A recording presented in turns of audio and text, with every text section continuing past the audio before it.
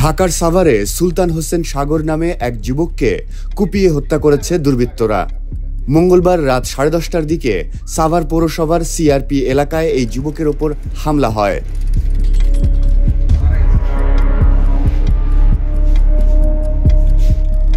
সাগরের বন্ধু মাহিদুল ইসলাম সিফাত the daily স্টারকে বলেন, সাভারের ডগরমোড়া এলাকা থেকে 10 থেকে 12 জন সাগরকে ধাওয়া করে। সিআরপি 3 রাস্তা মোড়ে তাকে উপর্যুপরি কুপিয়ে ফেলে রেখে চলে যায়। পরবর্তীতে এনাম মেডিকেল কলেজ হাসপাতালে আনা হলে চিকিৎসকরা সাগরকে মৃত ঘোষণা করেন। আমি যেখানে জব করি, আমি জব করে মানে শাটার নামানোর পরে ফোন কইছি, তখন আমি বলেছি যে আমি বাসায় যাবো, এখন শাটার নামানো শেষ। তো আবার বলেছে আচ্ছা ঠিক আছে। পরে আমি বাসায় গেছি, বাসায় ফ্রেশ ট্রেশে খাওয়া দাওয়া করুন, তখন আমার ফোন আসছে বোলা সবাই তার বন্ধুরা দাবার দিছে। তো আমি আবার বাথরুম রকম ভাবে ফালাই রেখে আমি রানিং তুলতে গেছি।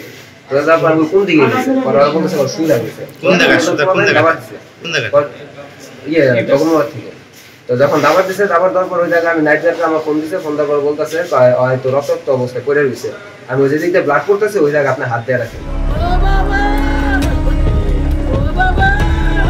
এ বিষয়ে জানতে চাইলে ঢাকা উত্তর ডিবি পুলিশের ভারপ্রাপ্ত কর্মকর্তা জালালউদ্দিন ডেইলি স্টারকে বলেন, জানতে পারছি যে সিআরপি ডগরমোড়াতে একটা ছেলেকে স্টেপ করা হয়েছে বাম পায়ের হাঁটুর উপরে। আমরা এনামে আসলাম, এনামে আসার পরে দেখি যে ওই রক্তক্ষরণে মারা গেছে। তবে এখানে এসে জানতে পারি যে তার পূর্ব শত্রুতা ছিল শফিক নামে কোনো ছেলের সাথে, তার বন্ধু বা তার প্রতিবেশী।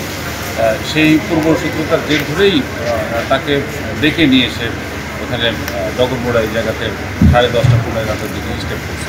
পরবর্তীতে তার অন্যান্য বন্ধুরা খবর পেয়ে তাকে এনামে নিয়ে আসে এবং এনামে নিয়ে আসার পরে ডাক্তার থেকে মৃত ঘোষণা করে। অনেকে বলছে ছিনতাই নাকি? না, আমরা যতটুকু জানছি ছিনতাইয়ের ঘটনা না, এটা পূর্ব শত্রুতার জের ধরে তাকে ডেকে আনা হয়েছে এবং আগে থেকেই তাকে হুমকি ধামকি দিচ্ছিল। এই বিষয়ে কোনো রকম জিপি করছে কিনা জানি না, তবে আমরা বাইরে শুনছি যে তাকে আগে থেকে হুমকি ধামকি দেওয়া হচ্ছে।